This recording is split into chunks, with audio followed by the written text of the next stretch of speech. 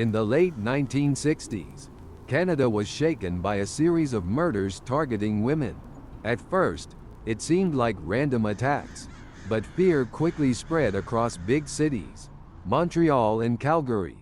Every morning, people went to work, walked the streets, stopped at shops and cafes, not knowing if they would come home safely. Women started being more careful, walking in groups, avoiding empty streets. Each attack left a tiny, unique trace that no one could understand at first. Fear became part of everyday life, and slowly, people realized that evil could hide behind an ordinary smile. Someone was among them, anyone could have crossed paths with him, and no one would have guessed who he really was. The man behind these crimes was born in 1948 in a small town called Dundas, Ontario. Childhood seemed normal. His family was ordinary, and little is known about his parents. Neighbors and teachers saw a regular kid, but behind the ordinary face, there were traits that would later play a key role: quietness, the ability to stay unnoticed, and meticulousness. He knew how to fit in, to look normal, and no one suspected that these skills would later serve much darker purposes. He could have been your neighbor, a coworker, or a family friend. Nobody thought that behind that mask was someone who would change lives forever. The attacks started in Montreal in 1969. The victims were ordinary young women, living their daily lives.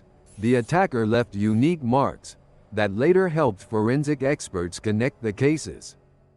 Victims were between 20 and 35 years old, mostly working or studying.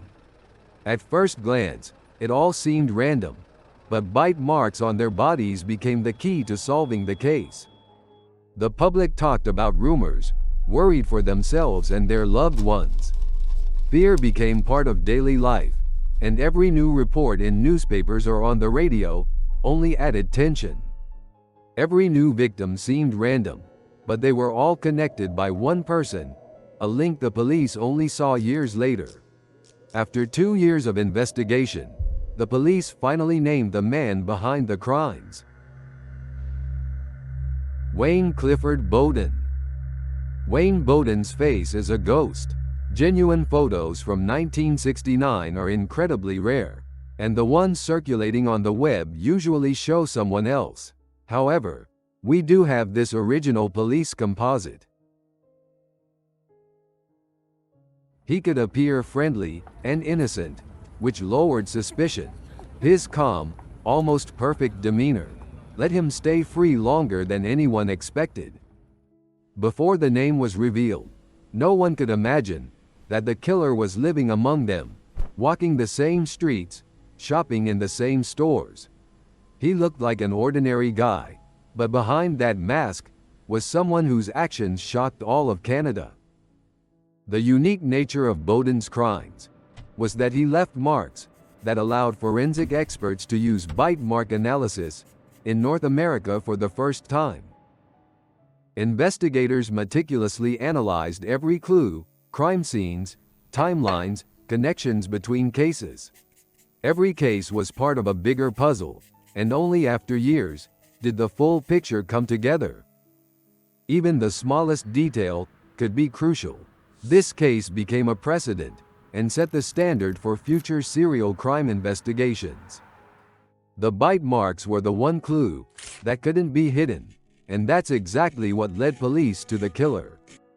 In May 1971, in Calgary, Wayne Bowden walked to the house of his last victim, Elizabeth Robb, and fate, or chance, played a role.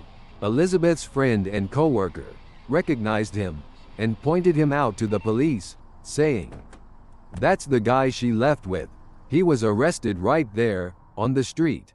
At that time, newspapers like the Gazette in Montreal and Calgary Herald were filled with quotes and updates. Fear gripped the city. Women signed up for self-defense classes and bought door chains. Police reports confirmed this surge in caution. Families were shocked. The brother of one victim, Shirley Wyman, later recalled how terrifying it was to realize that the killer was a polite young man, someone they could see walking in the city every day. The trial lasted several months. Journalists covered every step, and residents discussed rumors and facts. Throughout, Bowden remained calm and calculated. The man, who had hidden his crimes for years, finally faced full accountability, and it was sheer chance that led to his capture. Wayne Bowden spent decades in prison and died in 2006 from skin cancer. He remained isolated and never showed remorse. His case left a lasting impact. Forensic experts in Canada used bite mark analysis for the first time to identify a killer, setting the standard for future serial crime investigations. The Bowden case became a lesson for police, media, and citizens. Even ordinary life can hide incredible secrets. Careful, scientific investigation can protect society. Final hook: Wayne Bowden will go down in history as one of Canada's most infamous vampire killers. The man whose crimes forever changed how serial murders are investigated.